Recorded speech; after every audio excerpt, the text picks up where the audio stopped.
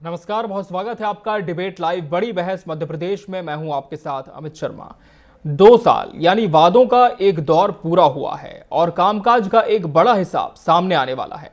अब 12 से 14 दिसंबर तक मुख्यमंत्री डॉक्टर मोहन यादव और उनके मंत्री जनता के सामने अपनी सरकार का बड़ा रिपोर्ट कार्ड रखने जा रहे हैं। सरकार का दावा है कि प्रदेश की इंडस्ट्रियल ग्रोथ रेट देश में सबसे तेज है। सरकार ये भी कहती है कि रोजगार के अवसर बढ़े हैं, युवाओं को नए मौके मिल रहे हैं और सिंचाई, सड़क, स्वास्थ्य तथा शिक्षा जैसे हर विभाग का 2 साल का विस्तृत लेखा जोखा तैयार है। लेकिन इसी बीच विपक्ष आरोप लगा रहा है कि सरकार उपलब्धियों के नाम पर कर्ज बढ़ा रही है, सरकारी संपत्तियों की बिक्री कर रही है और इवेंट्स में करोड़ों रुपए खर्च हो रहे हैं। अब बड़ा सवाल यह है कि क्या ये 2 साल वास्तव में विकास के रहे हैं या फिर सिर्फ प्रचार के। देखिए ये खास रिपोर्ट।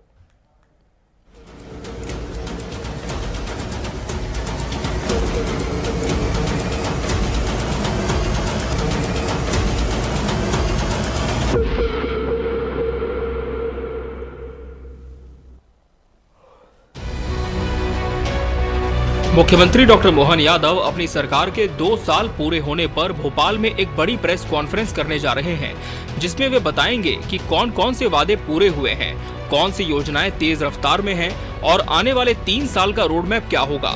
हर विभाग से विस्तृत रिपोर्ट तैयार है, जिसमें सड़क और पुल निर्माण, महिला सशक्तिकरण, कृषि को लाभकारी बनाने, उद्योगों को बढ़ावा देने और रोजगार सृजन जैसे क्षेत्रों की प्रगति शामिल है।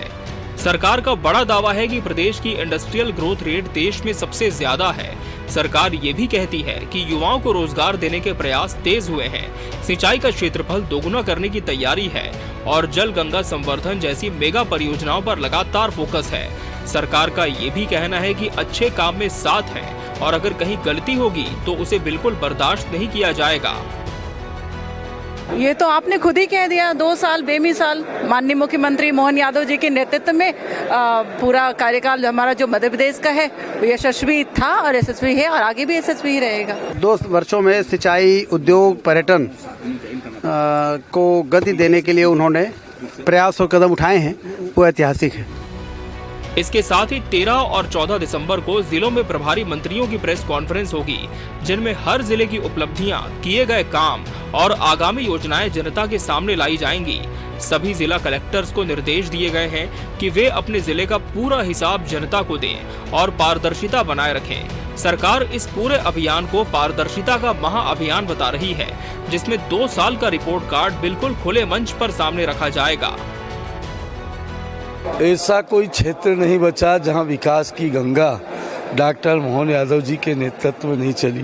वो शिक्षा हो, स्वास्थ्य हो, सड़क हो, बिजली हो, पानी हो या लाडली बहना का मान सम्मान हो, स्वाभिमान हो या धार्मिक यात्रा हो। मकर संक्रांति से लेकर के विजयदशमी और दीपावली तक हिंदू समाज और सनातन संस्कृति की यात्रा को लेकर डॉक्टर मोहन यादव जी के नेतृत्व में चली है। वो बहुमुखी प्रतिभा के धनी है, हर विधा में पारंगत है, अच्छे राजनीतिज्ञ, अच्छे तैराक, अच्छे पहलवान है और मध्य प्रदेश का नेतृत्व उनके हाथ में जब से आया तब से मध्य प्रदेश का युवा, किसान, मजदूर, गांव, गरीब इंसान सुखी है और उसके साथ में काम कर रहे हैं। इधर सरकार अपनी उपलब्धियों का जश्न मना रही है, लेकिन उधर विपक्ष इस पूरे कार्यक्रम को कर्ज से बने विकास की तस्वीर बता रहा है। कांग्रेस इन दिनों सरकार के खिलाफ अपना पोल खोल अभियान चला रही है और पीसीसी चीफ जीतू पटवारी लगातार सरकार पर हमले बोल रहे हैं। पटवारी आरोप लगा रहे हैं कि सरकार ने 101 सरकारी संपत्तियां 1100 करोड़ रुपए में बेच दी हैं। रोजाना 165 करोड़ का कर्ज लिया जा रहा है और उसी कर्ज के पैसों से 25 लाख रोज हेलीकॉप्टर उड़ रहे हैं और 3 करोड़ रुपए रोज विदेश यात्राओं पर खर्च हो रहे हैं। उनका कहना है कि सरकारी आयोजनों पर 10 करोड़ की फिजूल खर्ची हो रही है, जबकि किसान खाद के लिए लाइन में खड़े हैं और हालात इतने खराब हैं कि मौतें तक हो रही हैं। पटवारी ये भी आरोप लगाते हैं कि सिंगरौली में भूमि अधिग्रहण से लेकर कोल ब्लॉक तक पूरे मामले में अडानी को राजनीतिक संरक्षण दिया जा रहा है और जनता की जमीन व अधिकारों पर सीधा हमला हो रहा है। ये अडानी देश बना दिया, 10,000 एकड़ का अडानी देश बना दिया, वहाँ कोई घुस नहीं सकता है। ये अपने आप में इस देश की वस्तु स्थिति है। मैं समझता हूँ मध्य प्रदेश वासियों, आदिवासी भाइयों, देशवासियों, देखो, समझो, जागो कि किस तरीके से अडानी को देश बेचा जा रहा है, अडानी को किस तरीके से देश बेचा जा रहा है। ये अडानी देश बना दिया, अडानी देश। बहुत अच्छी बात है, हर सरकार को अपनी उपलब्धियां बतानी चाहिए, लेकिन सच्ची उपलब्धियां बताए सरकार। सरकार ये भी बताए कि इन्हीं 2 सालों में जो है 90 डिग्री का पुल बन गया है। सरकार ये भी बताए कि चोपड़ा का पुल जो है अब फिर से जो है नया बनाना पड़ेगा, पूरा बना हुआ पुल जो है स्क्रैप हो रहा। 65 करोड़ का जो पुल है अब वो 110 करोड़ के आसपास बनेगा। सरकार को ये भी बताना चाहिए कि मध्य प्रदेश में पुलिस इतनी जो है कहना चाहिए कि जनरक्षा में लग गई है कि जो है जब्त हुए पैसे थाने में रखे उससे जुआ सट्टा खेल लेती है। पुलिस तो ये भी बताना चाहिए कि मध्य प्रदेश ने पुलिस में ऐसा मकाम हासिल किया है कि यहाँ पर जो है जब्त किए गए पैसे का बंटवारा सड़क पे ही कर लेती है पुलिस। एक तरफ सरकार कह रही है कि नक्सलवाद के सबसे बड़े सरेंडर उद्योगों की तेज रफ्तार, सड़क निर्माण, सिंचाई विस्तार, निवेश में बढ़ोतरी और महिला सशक्तिकरण जैसी उपलब्धियां 2 साल की उपलब्धियों को मजबूत बनाती है, तो वहीं दूसरी तरफ विपक्ष कर्ज की बढ़ती मार, महंगे सरकारी इवेंट्स, किसानों की समस्याएं और सरकार की प्राथमिकताओं पर गंभीर सवाल खड़े कर रहा है। अब बड़ा सवाल ये है कि क्या मोहन सरकार का रिपोर्ट कार्ड वास्तव में विकास का दस्तावेज बनकर सामने आएगा या फिर विपक्ष के सवाल उस रिपोर्ट कार्ड पर लाल निशान लगाने का काम करेंगे। 2 साल की तैयारी पूरी हो चुकी है और अब जनता के सामने रिपोर्ट कार्ड रखने की बारी है। Bureau report, TV 24 news.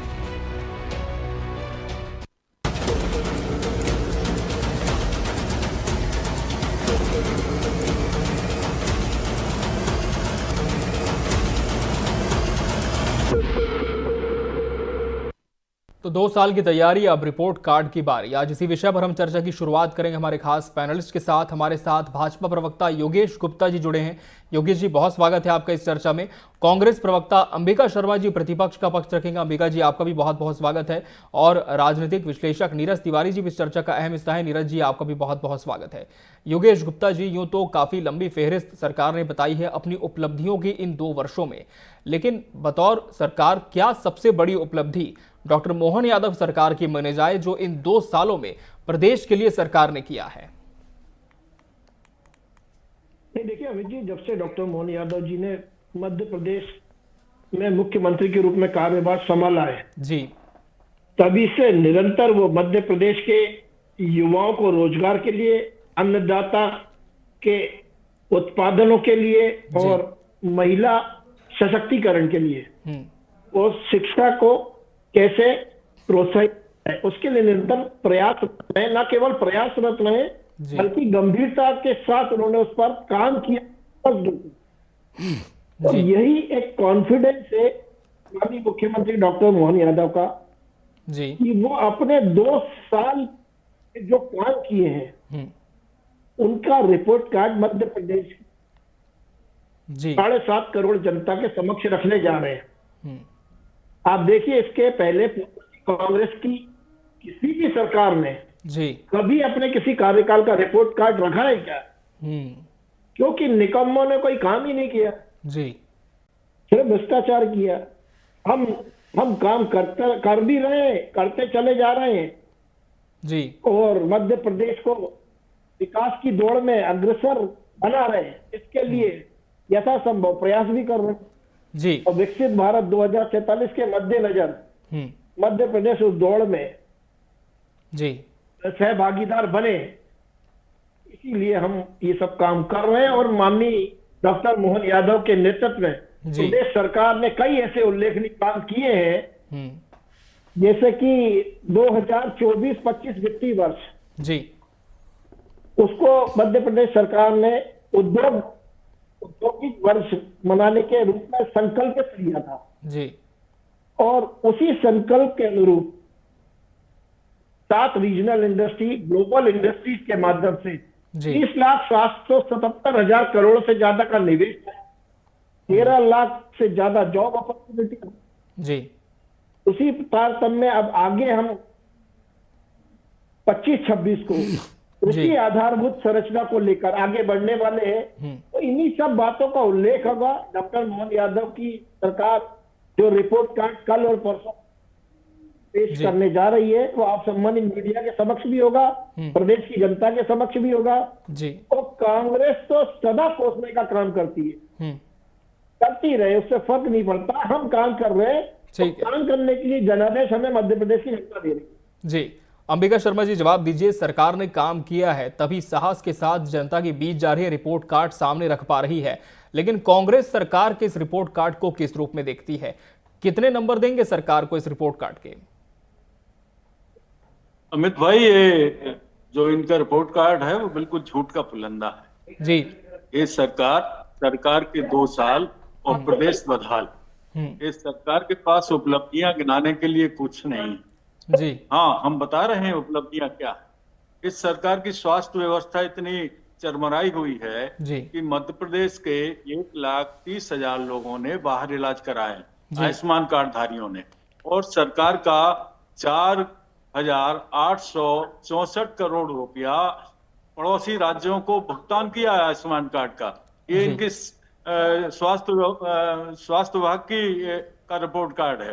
35 बच्चे बगैर किसी उसके काल के गाल में समा गए एक जहरीली सिरप से, और इनका स्वास्थ्य मंत्री के खिलाफ कोई कार्रवाई मध्य प्रदेश का मुख्यमंत्री नहीं करता है, किसी भी अधिकारी को दोषी इसके लिए नहीं ठहराता है। ये तो रिपोर्ट कार्ड है। दूसरा, गृह मंत्रालय का देख लीजिए। ये गृह मंत्रालय में हम बता रहे हैं आपको, भोपाल में बाहर की पुलिस आकर के जखीरे को पकड़ती है, और प्रदेश की पुलिस को पता ही नहीं लगता है, ना मानव गुप्तचर विभाग को पता लगता है। ये इनका रिपोर्ट कार्ड है। शिक्षा व्यवस्था जहां तक है चरमराई हुई है। इस प्रदेश में 1,52,00,000 बच्चे स्कूली शिक्षा में पढ़ते थे। 1,02,00,000 बच्चे, 50 लाख बच्चे स्कूली शिक्षा से बाहर हो गए हैं। बुंदेलखंड क्षेत्र में पलायन लगातार हो रहा है, किसान आत्महत्या कर रहा है, खाद की कालाबाजारी हो रही है, लाइन में लगे लगे किसान मर जाते हैं, हार्ट अटैक हो जाता है, डीजल के भाव बढ़े हुए हैं, रेट बहुत ज्यादा है। माने जो खेती किसानी के आवश्यक उपकरण हैं, आवश्यक सामग्री है, उस पर वेट बहुत ज्यादा है इनका। यहाँ तक कि ये मध्य प्रदेश की सरकार ने जो एक गौ मास की बात करती है, गौ मास फ्री कर दिया, उस पर कोई वेट नहीं लगाया है सरकार ने। ये देखिए चमत्कार की बात इनकी। अब ये सरकार कोरी पीठ थपथपा रही है, कानून व्यवस्था की स्थिति चरमराई हुई है। यहाँ पर आप देख रहे होंगे कि इवेंट की सरकार 1 से 10 इसने पर संपत्तियां मध्य प्रदेश सरकार की बेच दी हैं 1100 करोड़ रुपए में। ये हमारे प्रदेश अध्यक्ष जी ने इस बात की सूचना दी है और ये तथ्यों के आधार पर है।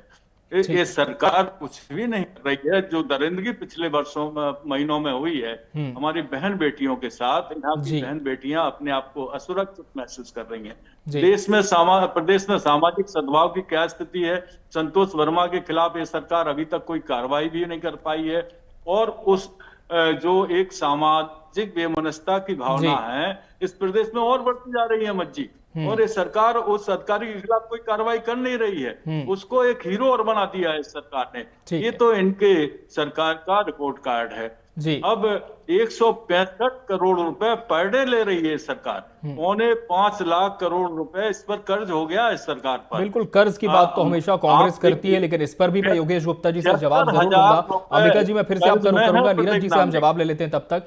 नीरज जी, जिस तरह से अब 2 साल सरकार के हो रहे हैं, और पहले तो ये भी कहा जाता है कि 6 माह जो सरकार के बनने का होता है एक हनीमून पीरियड होता है, सरकार अपने कामकाज को समझती है, बेहतर ढंग से प्रबंधन की पूरी रूपरेखा तैयार की जाती है, लेकिन उसके बाद से जो 1.5 साल को मिलाकर अब पूरे 2 साल कंप्लीट हुए हैं, किस तरह से आप देखते हैं? क्या वाकई सरकार की कोई भी उपलब्धि नहीं, इन 2 सालों में केवल प्रचार हुआ जैसा कि कांग्रेस कह रही है, या फिर वाकई आप देखते हैं कि कुछ क्षेत्र हमारे ऐसे हैं जहां सरकार ने मील के पत्थर स्थापित कर दिए हैं?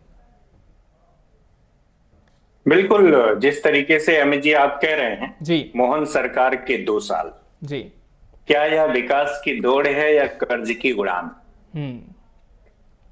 ये बड़ी गजब की बात है कि जिस तरीके से कांग्रेस आवाज उठा रही है कि हमारा प्रदेश कर्ज के गर्त में जाता हुआ दिखाई दे रहा है, ये सबके सामने है, इसमें कोई दिक्कत नहीं है। हर प्रदेश कर्ज लेकर के यहाँ पे व्यवस्थाएं उपलब्ध कराती है, लेकिन उन व्यवस्थाओं के परिणाम में हमारे सामने क्या दिखाई दे रहा है?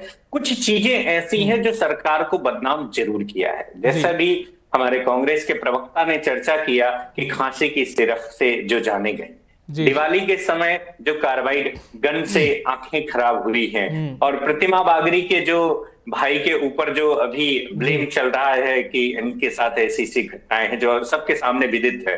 जैसे वीआईटी कॉलेज में जो हंगामे हुए, बसें जलाई गई, बच्चों में बड़ी अराजकता फैलाई गई, और जिस तरीके से हमारे कांग्रेस के भाई बता रहे हैं कि मध्य प्रदेश बिना कर्ज के चल नहीं रही है, तो ये बात बिल्कुल सही है। लेकिन उपलब्धियों की बात करें तो उपलब्धियां भी बहुत हैं, इसको हम नहीं नकार सकते। आज मध्य प्रदेश ही एक ऐसा राज्य है जहां पर ऊर्जा का स्रोत बहुत बड़ा है, इसको कोई भी नकार नहीं सकता है। और अभी अभी कहा गया, और पिछले वर्षों से हमारे देश के गृह मंत्री जी ने भी कहा, अमित शाह जी ने कहा कि हम नक्सल मुक्त भारत बनाने जा रहे हैं मार्च 2026 में। एक कोई छोटी मोटी उपलब्धि नहीं है। महिलाओं का सशक्तिकरण जिस तरीके से हो रहा है, इसको भी हम नकार नहीं सकते हैं। तो कहीं ना कहीं उपलब्धियां भी हैं, और कहीं ना कहीं सरकार किसी न किसी कारणवश बदनाम भी होती दिखाई दे रही हैं। हम उम्मीद करते हैं कि आने वाले समय में प्रशासनिक व्यवस्थाएं सुधरेंगी और उसका फायदा आम जनमानस को होगा। जिस तरीके से प्रशासनिक व्यवस्थाएं बिगड़ रही हैं, क्या कारण है, उस पर सरकार जरूर आकलन करके जनता के सामने रिपोर्ट प्रस्तुत करेगी। जैसा कि अभी सरकार कह रही है कि मैं हर जिले से कलेक्टर से रिपोर्ट लेकर के सार्वजनिक रूप से सबके सामने प्रस्तुत करेंगे। हम पारदर्शिता के साथ सरकार चलाएंगे, हमें कोई चीज छुपाना नहीं है। अब देखते हैं कितनी पारदर्शिता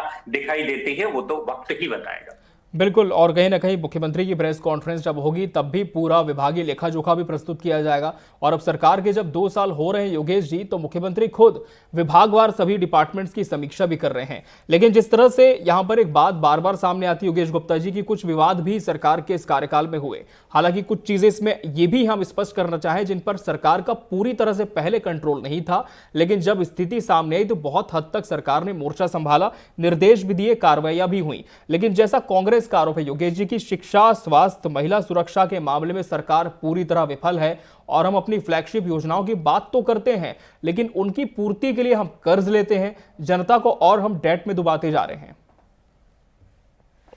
देखिए अमित जी, कुल मिलाकर जी जो बात कांग्रेस पार्टी की तरफ से आई है जी विपक्ष के रूप से, वो कर्ज को लेकर ज्यादा फोकस्ड है जी, और कुछ दुर्घटनाओं पर ओछी मानसिकता के साथ राजनीति से प्रेरित लगती है जी। अब जो कर्जे की बात करते हैं तो देखिए, जो काम करेगा जी उसको विकास के लिए धन की आवश्यकता होगी, और हम धन का व्यवस्था कैसे करें जी, वो हमें बखूबी आता है।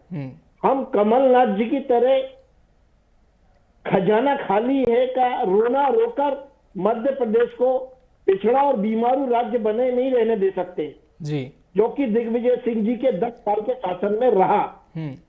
हमको सौगात में मध्य प्रदेश एक बीमारू और पिछड़े राज्य के रूप में मिला था जी, बड़ी मुश्किल से निकाल कर लाए हम तूफान से कश्ती।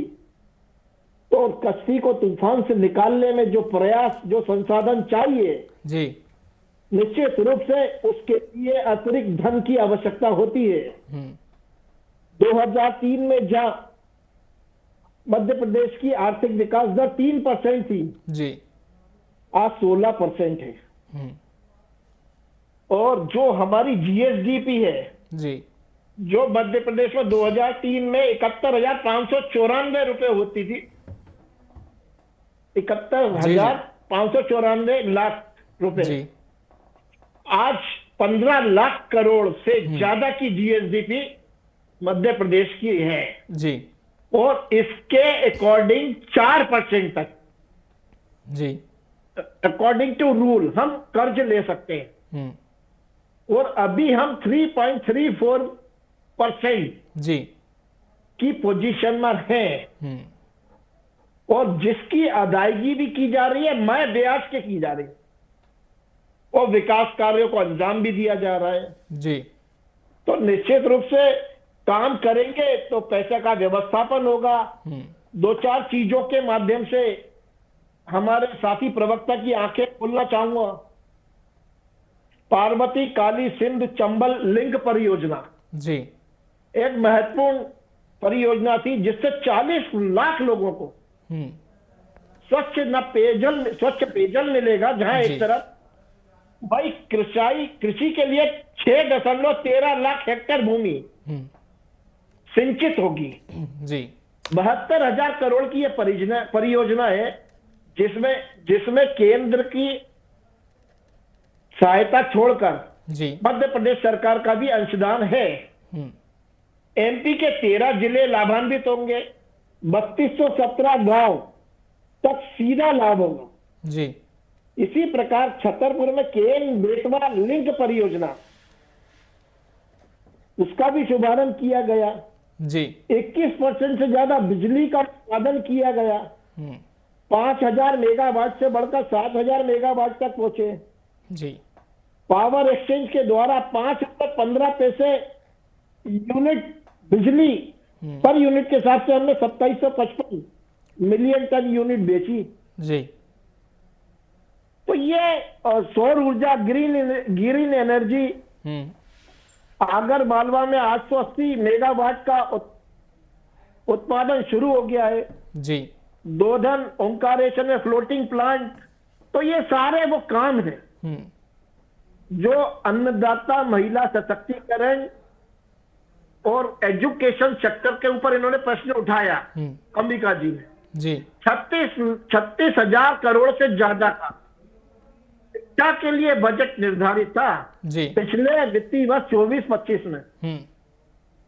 तो हम जब बजट बढ़ा रहे हैं तो पैसे की व्यवस्था करनी है। जी हमारा जीएसटी राजस्व कलेक्शन भी बढ़ाए। केंद्र से हमको मिलने वाली जो हमारे हिस्से की राशि है वो भी बढ़ी है। और हम विद इन लिमिट कर्जा ले रहे हैं, उसको चुका भी रहे हैं। बैंक क्रप्ट तो नहीं हुई ना मध्य प्रदेश सरकार। ठीक है। जो कमलनाथ जी रोना रोते थे, 15 महीने तक एक ही गाना गाया उन्होंने, जी खजाना खाली है, खजाना खाली है। और वो आईफा अवार्ड के लिए उनके पास ठीक है, जवाब ले लेते कांग्रेस से। ठीक है, अंबिका शर्मा जी जवाब दीजिए कि कर्ज सरकार ने लिया, लेकिन जो योजना है उनका भी संचालन बखूबी हुआ, लेकिन कमी कहां पर कांग्रेस और देख रही है? क्या और बेहतर किया जा सकता था इन 2 सालों में? अमित भाई, बड़ी विनम्रता के साथ हम आपके माध्यम से निवेदन करना चाहते हैं जी कि केंद्र सरकार से मध्य प्रदेश सरकार कर्ज ले रही है और 165 करोड़ रुपए प्रतिदिन के हिसाब से ले रही है। बहुत ज्यादा कर्ज ले रही है, ठीक है, आपकी सरकार है, डबल इंजन वाली सरकार है, आपकी जानकारी जी तथ्यों से पलट के बात कर रहे हैं। मद के लिए आप कर्ज लेते हैं, जिस योजना के लिए आप कर्ज लेते हैं, जिस कार्यक्रम के लिए आप कर्ज लेते हैं, उसमें ना लगा के दूसरे मदों में आप खर्च कर देते हैं। मैं एक उदाहरण देना चाहता हूं। अभी 5-6 करोड़ रुपए की राशि किसान कल्याण के लिए आई थी, किसान कल्याण विकास के लिए। तो उसमें वहां के अफसरों ने बड़ी बड़ी महंगी गाड़ियां ले ली। इस प्रकार से सरकारी धन का दुरुपयोग हो रहा है। ये बहुत गंभीर बातें हैं और जो इनकी प्रदेश की जनता के लिए कल्याणकारी योजनाओं का जो राग अलापते हैं और उसमें करोड़ों रुपए खर्च लोग करते हैं योजनाओं में, और उसकी मॉनिटरिंग ना होने की वजह से, ठीक मॉनिटरिंग ना होने की वजह से वो योजनाएं भ्रष्टाचार की भेंट चढ़ जाती हैं और उस हितग्राही को उसका लाभ नहीं मिलता है, योजना का उद्देश्य भी पूरा नहीं होता है। ये बार बार हम बात उठा रहे हैं कि आपकी मॉनिटरिंग ठीक नहीं है। आप मॉनिटरिंग ठीक करिए, पैसे का सदुपयोग हो सके और आप अपने उस परिणामों के साथ सामने आइए। आपने इतनी इन्वेस्टर समिट की हैं, ग्लोबल इन्वेस्टर समिट की हैं, रीजनल इन्वेस्टर समिट की हैं, करोड़ों रुपए खर्च किया है आपने पब्लिक का और शासन के खजाने का। उसमें परिणाम भी आपके निराशाजनक आए हैं। जितने एमओयू पर साइन हुए हैं उसमें 10% राशि भी नहीं आई है। क्या वजह है कि उद्योगपतियों को आप रिझा नहीं पाते हैं? पर्याप्त संभावनाएं हैं, यहाँ पर इलेक्ट्रिसिटी की उपलब्धता है, जमीन की उपलब्धता है, सारी अनुकूल परिस्थितियां हैं। इसके बावजूद मैं बता रहा हूं आपको, आपकी कानून व्यवस्था की स्थिति ठीक नहीं है, भ्रष्टाचार चरम पर है। इस वजह से उद्योगपति आपके आने से कतराता है और वो निवेश नहीं करना चाहता है। पर आप विश्लेषण करिए, आप आत्मविश्लेषण क्यों नहीं करते? आप अपराधों में अव्वल होते जा रहे हो। ये आपका रिपोर्ट कार्ड है। आपकी कानून व्यवस्था की स्थिति जर्जर है, भ्रष्टाचार में प्रदेश बिल्कुल पूरी तरह से अव्वल है। तो ये सारी बातें हैं, आप विश्लेषण करिए। आप सरकार में हो, 2028 तक तो आपको कोई डिस्टर्ब कर नहीं रहा है, लेकिन थोड़ी नैतिकता दिखाइए। ठीक है, जवाब दीजिए योगेश गुप्ता जी, फिर नीरज जी का रुख करेंगे जल्दी से। योगेश गुप्ता जी संवेदनशील जी जवाब ले लेते हैं। योगेश देखिए सरकार पूरी संवेदनशीलता के साथ काम कर रही है जी, और पारदर्शिता के साथ मध्य प्रदेश की जनता के समक्ष रिपोर्ट कार्ड भी रख रही है। और हम जैसे कि 46 लाख से बहनों को सब्सिडाइज रेट पर एलपीजी सिलेंडर दे रहे हैं जी। 1 करोड़ 26 लाख से ज्यादा बहनों के खातों में धनराशि डाली जा रही है। 55 जिलों में हमने साइबर तहसीलें बनाई गई हैं। तो ये पिछले 2 साल में वो लेखनी काम है जो मध्य प्रदेश में कभी हुआ ही नहीं जी। इसी प्रकार तेंदुपत्ता संग्राहकों का मानदेय 3000 से बढ़ाकर 4000 किया गया है। मेट्रो के 8 स्टेशन भोपाल में और इंदौर में 1540 करोड़ रुपए से ज्यादा की धनराशि खर्च करी है जी। और रही बात मॉनिटरिंग की, तो सरकार मॉनिटरिंग करती है जी, तभी प्रशासनिक अमले की गड़बड़ी पकड़ में भी आती है, संबंधित अधिकारियों को दंडित भी किया जाता है जी।